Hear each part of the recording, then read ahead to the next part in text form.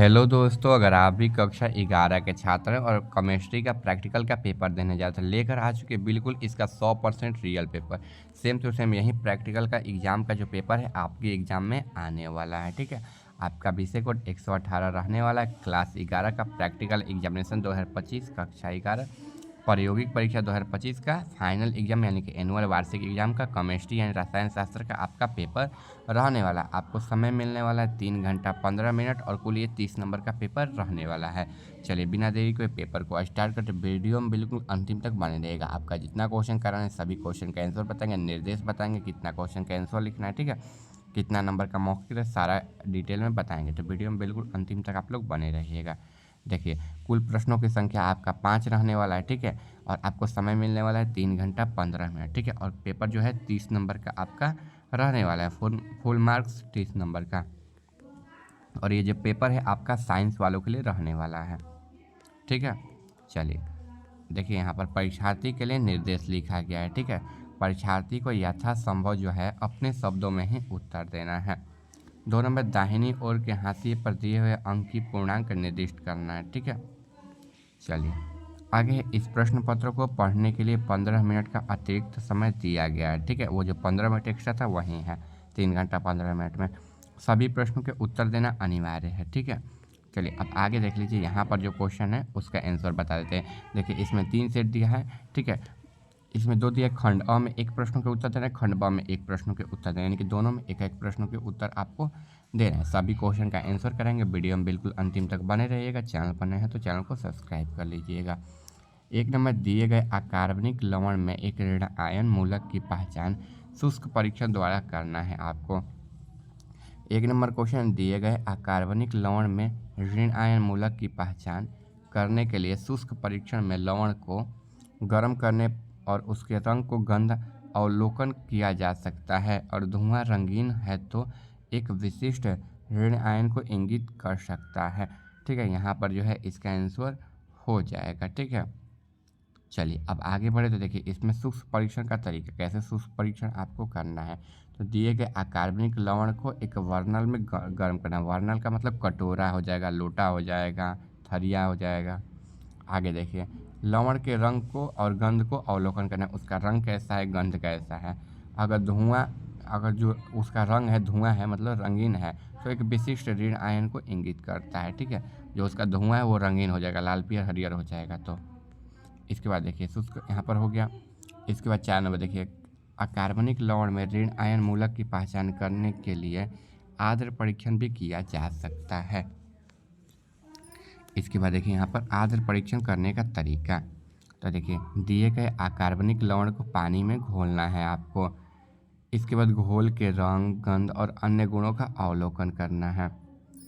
3 number है, घोल में विभिन्न रसायनों जैसे बारीक सोडियम हाइड्रॉक्साइड को मिलाए और प्रतिक्रिया का अवलोकन करना है आपको। 3 नंबर क्वेश्चन है। इसका 4 नंबर क्वेश्चन, शुष्क और आर्द्र परीक्षणों का अकार्बनिक लवण में ऋण आयन और धन आयन की पहचान की जा सकती है। 4 नंबर क्वेश्चन का आंसर आपका यहाँ पर, मतलब 4 नंबर यहाँ पर डॉट में लिखा गया है। 1 2 3 4 टॉपिक अच्छे से लिखते चलेगा, नहीं तो नंबर आपका कट जाएगा बच्चों। और आप चैनल पर नए होगा तो चैनल को भी सब्सक्राइब कर लेगा। इंग्लिश मीडियम के लिए यहाँ पर लिखा गया बच्चों, आप इतना लिख लीजिएगा, ठीक है। चलिए आगे बढ़े तो आगे यहाँ पर भी आपका लिखा गया, ऐसे ही लिख लीजिएगा। फिर देखिए, यहाँ पर लिखा गया है इंग्लिश वालों के लिए, इंग्लिश मीडियम वालों के लिए यहाँ पर लिखा गया। आप लोग बच्चों वीडियो को रोक रोक के ना बिल्कुल अच्छे तरीके से लिख लीजिएगा। 4 पॉइंट जैसे ऊपर दिया गया तो 4 पॉइंट यहाँ पर नीचे भी दिया गया है। इसके बाद यहाँ पर आप लोग इसको लिख लीजिएगा, मेथड ऑफ डूइंग टेस्ट को भी, ठीक है। ये सब इंग्लिश मीडियम के लिए रहने वाला है, ठीक है। ऊपर हिंदी मीडियम, यहाँ पर इंग्लिश मीडियम के लिए ये सारा रहने वाला, ऊपर से लेकर सारा ये सब लिख लीजिएगा, इंग्लिश मीडियम के लिए है। अगर बोलिएगा तो पढ़कर भी बता देंगे। Method of doing wet test, इसके बारे में लिखने, इसके गंध के बारे में यहाँ पर observing the colour order and the properties of the solution, ठीक है, लिख लीजिएगा आप लोग। चलिए 2 नंबर क्वेश्चन की तरफ बढ़े तो दिए गए m/20 Na2, देखिए यहाँ पर Na2 दिया है, देखिए यहाँ पर दिया गया, दिए गए m/20 Na2CO3 के लवण की घोल की मदद से दिए गए एसीएल घोल की मोलरता का अनुपात विधि ज्ञात करें। ये आपका इंग्लिश में क्वेश्चन हो जाएगा, ठीक है, इंग्लिश वाला क्वेश्चन हो जाएगा। इसका इंग्लिश में भी आंसर दिखा देंगे, पहले हिंदी वालों बच्चों के लिए दिखा दे रहे हैं। देखिए अनुमापन विधि में दिए गए यहाँ पर O2 है, ठीक है, 2O है, O2 है, 2O2 है, ठीक है, या फिर O2 भी लिख सकते हैं या फिर 2O भी लिख सकते हो आप लोग, ठीक है। यहाँ पर इसके बाद देखिए Na2CO3 के घोल की मदद से HCl घोल की मोलारता ज्ञात करने के लिए सबसे पहले Na2CO3 और HCl के बीच में अभिक्रिया का संतुलन समीकरण लिखना है, यानी कि इसको संतुलन बनाने के लिए पहले बता ही दिए 2 लिख लेना है और फिर मोलारता का सूत्र का उपयोग करके HCl की मोलारता ज्ञात करना है आपको, ठीक है। इसके बाद देखिए चरण दर का प्रक्रिया लिख लेना है। ये चरण दर का आपका अभिक्रिया का संतुलन समीकरण हो जाएगा। देखिए Na2CO3 AQ प्लस 2HCl, यहाँ पर 2NaCl plus H2O plus CO2 हो जाएगा। जैसे ये अभिक्रिया लिखा गया बच्चों, आपको भी वैसे ही सेम टू सेम आपको भी अभिक्रिया लिख लेना है, ठीक है। चलिए आगे बढ़ते हैं। आगे आपका यहाँ पर दिया गया है Na2CO3 की मोलारता ज्ञात करें। तो देखिए यदि Na2CO3 की घोल की मोलारता m/20 है तो इसका मतलब है कि 1 लीटर घोल में m/20 मोल Na2CO3 है। आप लोग यहाँ तक समझ गए। अब देखिए यहाँ पर HCl की मोलारता ज्ञात करना है, तो अभिक्रिया का समीकरण से 1 मोल Na2CO3 के लिए 2 मोल HCl की आवश्यकता होती है, इसलिए HCl की मोलारता Na2CO3 की मोलारता से दोगुना होगा।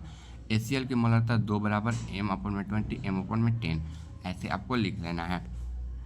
इसके बाद अनुमापन विधि, तो Na2CO3 के घोल में एक निश्चित मात्रा जैसे 20 ml को एक विकर में डालना है, एक मतलब कोई भी डिब्बा उब्बा में डाल लेना है। HCl के घोल को ब्यूट्रेट से भरना है, जैसे लिख रहे हैं सेम टू सेम आपको वैसे ही लिखना है। अब आप वैसे ही लिखोगे ना नंबर नहीं कटेंगे। आगे देखिए Na2CO3 के घोल में कुछ बूंदे मिथिलाइल ऑरेंज या फिनोथेल सूचक में डालना है, ठीक है। HCl के घोल को धीरे धीरे Na2CO3 के घोल में तब तक मिलाएं जब तक कि सूचक का रंग बदल ना जाए। यहाँ तक हो गया, ठीक है। आगे देखिए यहाँ तक HCl की मात्रा ml का नोट करें जो Na2CO3 के घोल को उदासीन करने के लिए आवश्यक है। हो गया। इसके बाद देखिए HCl की मोलारता की गणना कर लेना है आपको। HCl की मोलारता का गणना बड़ा M बराबर Na2CO3 की मोलारता m/20, Na2CO3 की मात्रा ml, ठीक, HCl की मात्रा ml, ठीक है। यहाँ तक हो गया। इसके बाद देखिए यहाँ पर हो जाने के बाद ना आपको उदाहरण में ये लिख लेना है, ठीक है। Na2 के घोल m/2 उदासीन करने के लिए 20.2 ml HCl घोल की आवश्यकता होती है। तो HCl मोलार की गणना इस प्रकार की जाएगी। HCl की m/20 20 ml 20.2 ml m/10 ml घटाने पर आ जाएगा।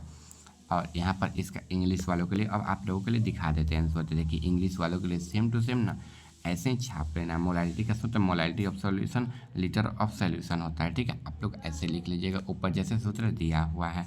इसके बाद इसका सॉल्व करना है। तो देखिए यहाँ पर अब 3 नंबर क्वेश्चन है, विभिन्न समर्थों और HCl के pH मानों का निर्धारित pH मान के पेपर का उपयोग करना है, ठीक है। यहाँ पर क्वेश्चन हो जाएगा।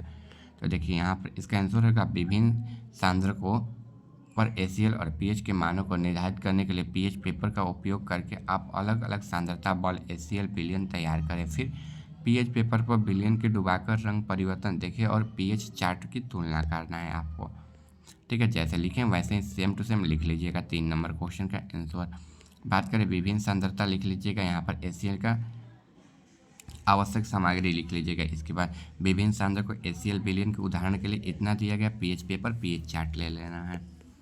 इसके बाद देखिए इसके बाद टेस्ट ट्यूब, ठीक है, संदर्श ट्रॉपर ले लेना है, ठीक है। ट्रॉपर के बाद यहाँ पर प्रक्रिया देख लीजिए, HCl विलयन को तैयार करना है, अलग अलग सांद्रता HCl विलयन तैयार करना है। pH पेपर तैयार करें, pH पेपर को बराबर भागों में काट लेना है और बांट भी लेना है।